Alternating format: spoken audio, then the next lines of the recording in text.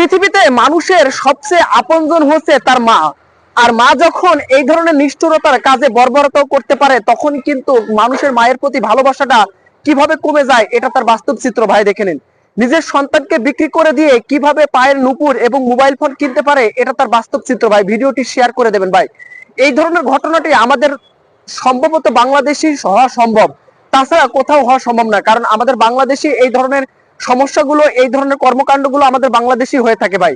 ভিডিওটি এই কারণে শেয়ার করে দেবেন যে বাংলাদেশে মানুষ এতটা, তাদের মন মানসিকতা এতটা উগ্র মেজাজি হয়ে থাকে, তার একটা ফল। নিজের সন্তানকে বিক্রি করে দিয়ে যারা নিজের শখের ফোন কিনতে পারে এবং নুপুর কিনতে পারে, সে মা কি ধরনের মা হতে পারে তাই দেখুন। পৃথিবীর সবচেয়ে নিরাপদ স্থান হচ্ছে মায়ের কোল, আর একটা সন্তান সেই নিরাপদ স্থানই কিন্তু নিরাপদ না ভাই।